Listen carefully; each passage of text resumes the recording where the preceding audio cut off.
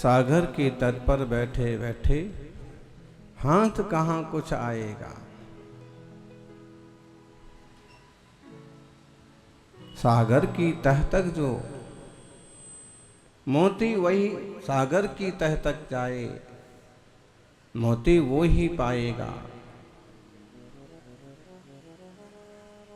हाथ नहीं कुछ भी आया तो डुबकी अभी अधूरी है। चाहे कितना भी मुश्किल हो, पहला कदम जरूरी है।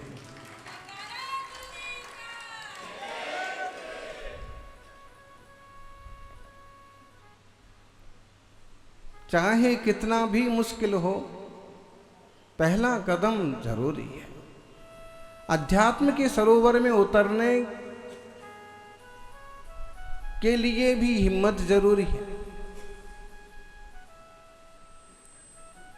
अध्यात्म के सरोवर में उतरेंगे तो ध्यान के मोती पाएंगे, सहजता शांति के आनंद के मोती पाएंगे। धर्म की गंगा में नहाएंगे तो शीतल हो जाएंगे।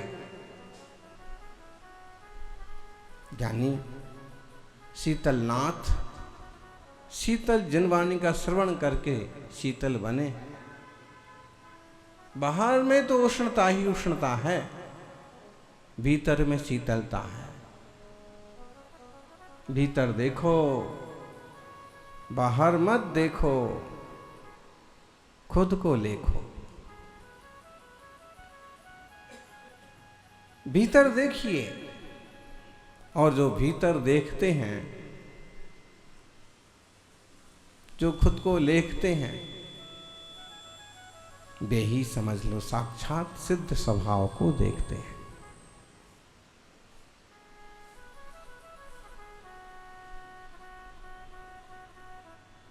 आज तक अगर हमारे हाथ कुछ नहीं आया है तो समझ लीजिए डुबकी ठीक से लगी नहीं है। सबसे पहले तो डुबकी लगाने की हिम्मत चाहिए। बिस्तर पर पड़े पड़े तैरना किस किसने सीखा, बताइए। आप में से तैरना कौन कौन जानता है? कितने लोग तैरना जानते हैं? 1 2 3 4, बस। तुम तैरना जानते हो? बहुत बढ़िया। तुम भी जानते हो तैरना। अकेले तैरना जानते हो? कोई साथ में होगा उसको भी तैरा सकते हैं।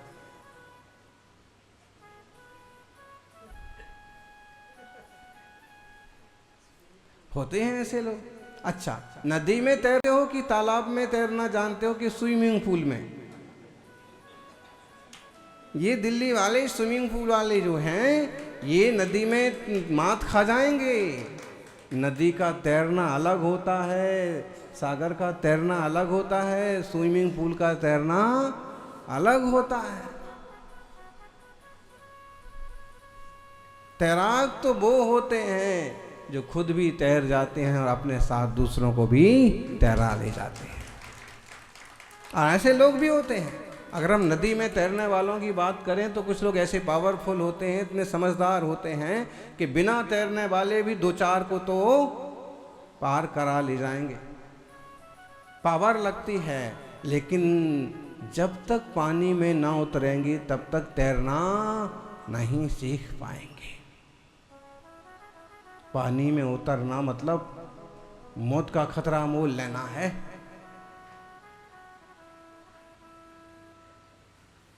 और कई लोगों को पानी से इतना डर लगता है कि पीने में भी पानी की कटौती करते हैं। ध्यान रखना, ये जो चीजें हैं ना, जल के बिना जीवन भी नहीं, लेकिन जल में ही चले गए तो भी जीवन नहीं।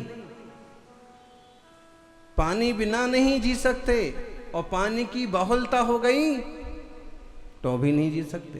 पानी गिलास से पियोगे तो ठीक है, अगर पानी तुम कुएं में कूंद करके पियोगे तो काम खत्म। यानी पानी के संबंध में तो ये है कि कि थोड़ा पियोगे तो ठीक रहेगा, ज़्यादा में कूद जाओगे तो नुकसान होगा, लेकिन वाणी के संबंध में नहीं है। वाणी तो थोड़ी पियोगे तो भी पार करेगी और ज़्यादा पियोगे तो भी। इसलिए जिनवाणी का स्वाध्याय करो, उतरो।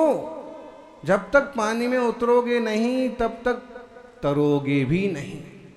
उतरोगे तो तरोगे, लेकिन पानी से डर लगता है। जिन जिन लोगों ने तैरना सीखा है उनने अपनी मर्जी से नहीं सीखा होगा। किस किस ने सीखा तैरना? अपनी मर्जी से सीखा। हो सकता है थोड़ा सा मन में हो कि हमें तैरना है, तैरना सीखना है, लेकिन जब पानी में तैरने गए होंगे तो अपनी मर्जी से नहीं तैरे होंगे। कोई ना कोई ऐसा होगा जिसने उठा करके पानी में फेंक दिया सीधा। अब पानी में फेंक दिया, अब तो क्या करेंगे बोलो? थोड़ा हाथ पांव पटकेंगे और डूबने लगेंगे तो जिसने फेंका था वो पकड़ करके जल्दी से संभाल लेगा। मतलब है कि रिस्क का काम है। ऐसे ही साधना के क्षेत्र में भी आसानी से लोग नहीं उतर पाते। कोई ऐसा सौभाग्यशाली मित्र मिल जाए, सहयोगी मिल जाए कि उठा के पटक दे, तो वो फिर कहता है कि आप जब गिर ही गए हैं तो ठीक है, तैर लो। गुरु महाराज जी कहानी सुनाते थे। कहानी क्या, सच्चाई थी वो। तो बोले कि एक ब्रह्मचारी थे और वो जहाँ जिस संग में जाते और निवेदन करके आते, महाराज जी दीक्षा, और बस नारियल चढ़ा के साल 2 साल के लिए गायब। फिर इस संग में जाएंगे, उस संग में जाएंगे, सब जगह बोले श्रीफल चढ़ाते, महाराज जी दीक्षा लेना है, दीक्षा के लिए नारियल। महाराज जी भी खुश। 2-4 दिन जो 8 दिन रहेंगे आराम से, सब बंदोबस्त भी ठीक ठाक हो जाएगा कि दीक्षार्थी आया है।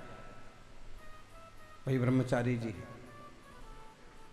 अगर ठीक से बंदोबस्त कराना है आप लोगों को, आप अगर किसी तीर्थ पर भी जाते हो और अगर आपको अपना अच्छा बंदोबस्त कराना है रहने सहने का, तो जो मैनेजर है या जो वहाँ के अधिकारी वगैरह हैं उनसे बोलो कि भाई मेरे पिताजी की स्मृति में एक रूम बनाने का मन है। खैर अभी बाद में बात करते हैं, आप तो ये बताओ मुझे रुकना कहाँ है?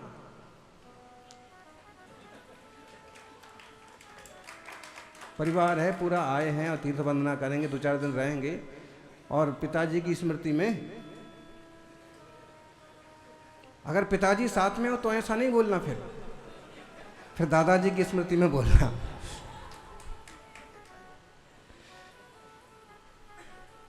ऐसे बहुत चालाक लोग मिलेंगे। आप लोग भले इतने चालाक हैं कि नहीं है, लेकिन ये दिल्ली वाले जो है ना, नहीं दिल्ली वाले नहीं, दिल्ली वाले चालाक बिल्कुल नहीं, एकदम सीधे जलेबी की तरह। अरे भाई सब तरह के लोग सब जगह होते हैं। यहाँ भी तुमको बहुत अच्छे सरल स्वभावी जीव मिल जाएंगे, तो कुछ ऐसे टेढ़े मेढ़े भी मिल जाएंगे कि उन्हें समझना ही मुश्किल हो जाए कि भाई क्या चल रहा है इनके मन में। सब जगह, छोटे से गांव में भी मिल जाएंगे आपको। एक अच्छा आदमी मिलेगा तो एक टेढ़ा आदमी भी मिल जाएगा। तो महाराज जी बोले कि वो दाहोद में आए, उनने कहा कि महाराज जी दीक्षा के लिए नारियल। तो महाराज जी ने कहा ठीक है। अब 10 बार आ चुके थे, 10 बार नारियल चढ़ा चुके थे, तो उनने कहा कि पक्का है? तो ठीक है पक्का ही है, अभी मैं घूम के आता हूँ, पहले जाके आता हूँ, वापस आऊँगा। तो महाराज ने कहा कि तो नारियल चढ़ा रहे हो दीक्षा के लिए, इतने साल हो गए घूमते घूमते, अब क्या घूमना है? नहीं अभी मैं थोड़ा और घूम के जाता हूँ। उन्होंने कहा पहले ठहरो, 2-3 दिन रुको। तो क्या किया कि दीक्षार्थी जो 2 और 1-2 और थे, सबकी मिला करके और उनकी भी फोटो उसमें छाप दी, पत्रिका छाप दी। अब बोले कि लो पत्रिका लो और जाओ, अब तारीख लिखिए इसमें, और इस तिथि तारीख में नहीं आओगे तो यहाँ की जो ये पत्रिका छपाने वाले लोग हैं ना, तुम कुएं में भी होगे तो ढूंढ करके तुम्हारी दीक्षा करवाएंगे, समाज वाले। तो उनने फिर कहा कि वाह, अब जब फोटो छप ही गई है ले लेंगे। मतलब क्या है संयम तो पाल ही रहे, लेकिन ये हिम्मत नहीं कर पा रहे हैं कि पीछे कमंडल लेकर के और आगे बढ़ा जाए। तो हिम्मत करना भी बड़ी बात है। सबको हिम्मत नहीं होती है, हिम्मत देने वाला कोई हो। छोटे छोटे बच्चे कहते हैं हमें भी नियम लेना, हमें भी नियम लेना, और कोई मिलते हैं कि उसको पीछे खींच देते हैं। अम्मा हाथ पकड़ के एकदम उसको बाहर तक घसीट के ले जाती है, तू नियम लेगा, तू रात्रि भोजन त्याग करेगा, तेरे बाप से तो करा ले पहले। बच्चा बेचारा मायूस हो जाता है, चुप रह जाता है कि मेरा दोस्त कर रहा है, वो कर रहा है, सब कर रहे हैं, मैं क्यों नहीं कर सकता। तो कभी कभी ऐसा होता है, कोई कोई माँ ऐसी बोलती है कि ठीक है बेटा करो, और शायद करने वाले मिल गए तो 1 साल से चालू करता है और जिंदगी भर के लिए नियम हो जाता है। नियम संयम की आदत भी एक अच्छी आदत है। एक बार अगर ठीक से पड़ गई तो जिंदगी भर के लिए आनंद और शांति हो जाती है, विकल्प टूट जाते हैं। रात में खाने का झंझट ही खत्म, बाहर के खाने का झंझट ही खत्म, भूखे रहना आ जाता है। जिन लोगों ने नियम लिए हैं उनसे पूछो, व्यवस्थाएं भी कहीं ना कहीं बन जाती हैं और नियम भी पालन हो जाते हैं, और कभी परीक्षा की घड़ी आए तो विजयी भी हो जाते हैं। सज्जनों, जरूरी तो है कि कूदिए तो सही एक बार। राजकुमारी की शादी होना थी, विवाह होना था। उसके पिता ने भी कहा कि इस बार तो देखो तुम्हारा विवाह पक्का है, कोई ना कोई बहाना करके तुम टाल देती हो, लेकिन नहीं, अब देखो तुम्हारी उम्र भी ठीक हो गई है, अब तुम्हें शादी होगी तुम्हारी। उसने कहा ठीक है पिताजी, आप कहते हो तो कर लेंगे अभी, लेकिन मेरी एक शर्त है। क्या शर्त है? तो उसने कहा कि जो एक नदी है ना, ये इस नदी में कूद करके जो व्यक्ति वापस बाहर आ जाएगा उसी से शादी करेंगे। राजा ने कहा कैसी बात करती हो, बरसात का मौसम है, इतना पानी बरस रहा है, नदी में खूब पानी आया हुआ है, और इसमें कौन कूदेगा? जो कूदेगा वो मारेगा। तुम्हें मालूम है कि इसमें मगरमच्छ भी हैं, इसका बहाव तेज है। उसने कहा इसीलिए तो, जो इतना पावरफुल होगा कि तैर के कूद जाए और कूद के तैर के वापस आ जाए। उसने कहा, राजा ने कहा कि भाई ठीक है, देखते हैं। और आयोजन किया गया, नदी किनारे सारे लोग इकट्ठे हुए, घोषणा हुई कि राजकुमारी स्वयंवर करना चाहते हैं, लेकिन ऐसे व्यक्ति से विवाह होगा जो व्यक्ति इस नदी में कूद के वापस आ जाएगा। लेकिन सभी लोग ध्यान दीजिए, नदी इतनी आसान नहीं है, बहुत गहरी है, कम से कम 10 बांस गहरी है, 10 पुरुष गहरी है। इस वक्त इस घाट पर इतना पानी है कि 10 आदमी के ऊपर एक डूब जाएंगे, और इसमें मगरमच्छ भी रहते हैं। जिसकी भी इच्छा हो राजकुमारी से शादी करने की, वो सब आगे आगे आ जाएं और क्रम क्रम से अपना कूद करके साहस का परिचय दें। लोगों ने जब ये सुना कि नदी बहुत गहरी है तो ढिढोरा सुनकर के आए तो बहुत लोग थे, लेकिन धीरे धीरे वो पीछे सरक गए।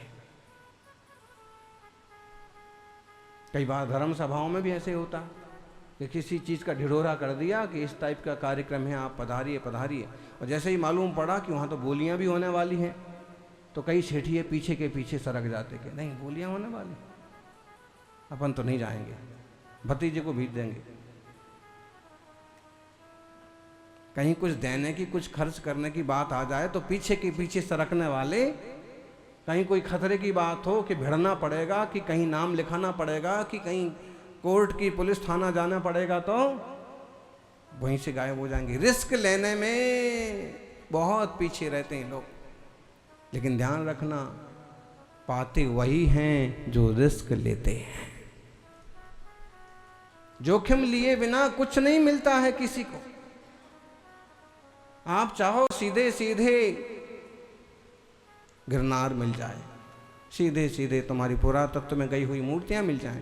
और कई लोग तो ये पंगा ही नहीं लेना चाहते। पंगा तो क्या होता है? एक दिन एक IRS अधिकारी आए, IPS,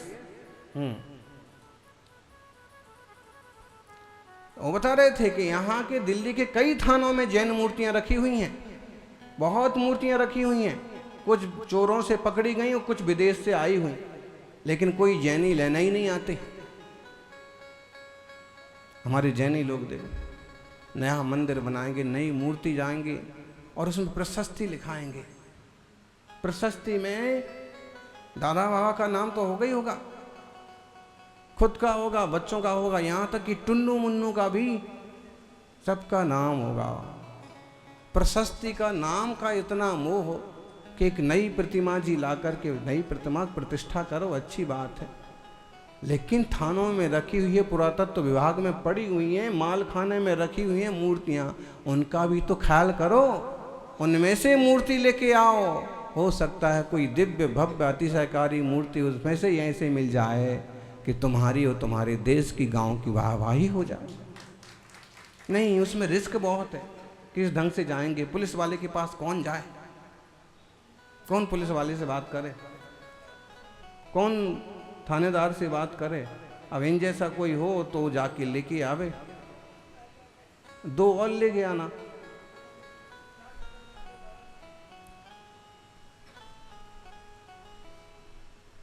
फिर आगे वो पूछेंगे, फिर कुछ लिखवाएंगे, फिर कुछ विभागों में जाना पड़ेगा, फिर कुछ कार्रवाई होगी, फिर कुछ जमा भी करना पड़ सकता है। ये सब माथा फोड़ी अपने से नहीं होती। ये सब आराम तलब लोग हैं। और धर्म भी सबको कैसा चाहिए आजकल? आराम वाला चाहिए।